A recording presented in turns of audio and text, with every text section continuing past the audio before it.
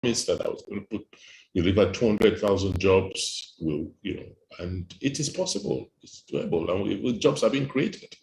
And how are they being created? In which areas? We're looking at technology, entertainment, and how are we doing that? We're helping train technology, set up a primary healthcare agency. I've moved all the primary healthcare workers from the local governments. I've now moved them to this agency. The local government is paying 60% of their salaries. The state government is paying 40%, and we've increased their working conditions. This way, we want to make sure that the first port of call, if you're ill, is your clinic next door to you before you now begin to come to a hospital. Our hospitals, our specialist hospitals, will now be referral hospitals. That is not where you want to come and treat malaria or typhoid or whatever. We have rebuilt our nursing schools, nursing school, and I think I said tomorrow they will start classes. We're also focusing on agriculture. We're looking at, because we're blessed, we're different from most states. So we're using, our advantage in oil palm to drive a whole agricultural revolution and reform. Today, apart from the existing plantation owner farms, Kumo and Presco, we've given land to about 8-9 other new developers, and just for the rains, they would have commenced massive land preparation for their nurseries to grow the new areas we've given them.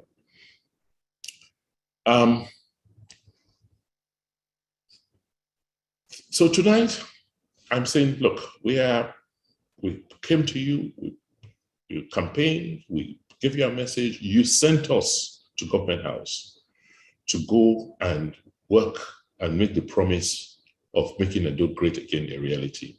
We have started. The first 1 year has been one in which we have laid the foundations. You may not have seen what we're doing because we're not the government that jumps all over the place, that make noises, but we have done so much. 1 hour, 5 hours will not be enough for me to tell you how much we've done in the last 1 year.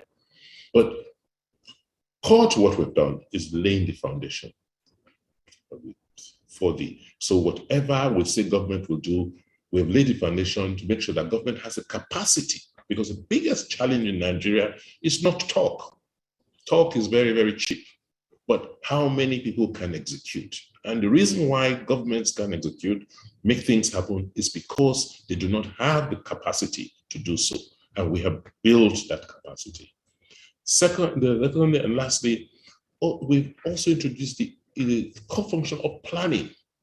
And people are wondering, with all you have done, what happens after you leave office? I said, no, it will only continue, because we are laying down a very clear path to progress, putting down planning functions. As we speak today, there are teams working across every MDA.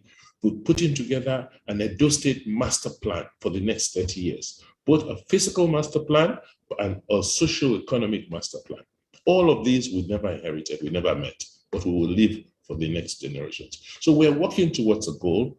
And this evening, I'm here to talk with you and say, please keep believing in us. Keep asking. It is your government. We have nothing to hide. We will tell you everything. Yes, it is difficult politically. We're changing things. People are doing things differently. A few people are not happy. They are on social media trying to create all sorts of false stories and false narratives.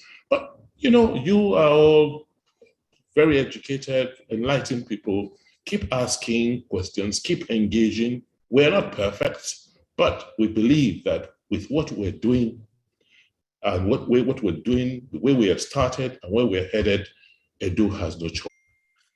Thank you very much. I'm sure His Excellency is taking note of this. We'll take the other two and we'll answer all three at the same time. Thank you, sir. Barry Godaru, you're next, please.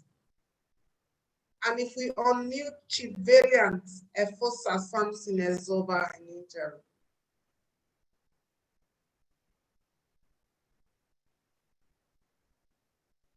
Hear me, please. Yes, Barry, we can hear you now. Yes, sir. My All right, Excellency, thank you for this regular interaction with us. I only have 2 or 3 observations, and I'll make it very brief. First one is, I understand from my group that a lot of these activities that we have Agbe coming back to the street. I want you to please find some people to help you investigate if it is true. We will not want to see those kind of rude behavior in our street. The second one will be, we are happy about the street light at the King Square. If you will be patient enough to let us know, what would be the framework? Is it going to be only Benin City, or you are extending it to some major road that people will appreciate the good work you started? And finally, like they all said, you know, health is life. And if you go to a place like Dubai, your first 24 hours in the hospital is free. And they come pick you with helicopter, whatever it is that they will take you there, make sure that you are resuscitated. So can we borrow from them and you add it to your program? Let me leave that because other people have questions too. God bless you for the good work. Thank you very much. I'm sure His Excellency will Thank you. Thank you very much. Can you hear me? Yes. Loud and clear. Okay, thank you for these great questions. Thank you very much. I'm sure His Excellency will respond to all 3. Right. As I said in my presentation, and as you all know, the world has changed. What happened to us in Nigeria and in Edo State? You had this mentality of that, you know, healthcare being very elitist. As long as you had your doctors in London, in Dubai, it didn't really matter what the situation of healthcare is at home, because you can always jump on the plane and go in and do your consultations, get your medicines. And many of you in the diaspora overseas never really helped, because it's any small thing, oh, mama, jump on the plane, please come, you know? And that hasn't been the solution to our healthcare, the healthcare challenges.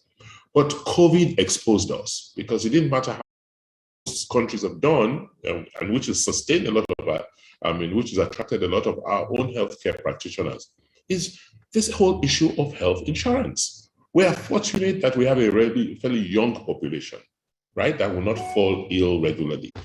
Working with the police, we have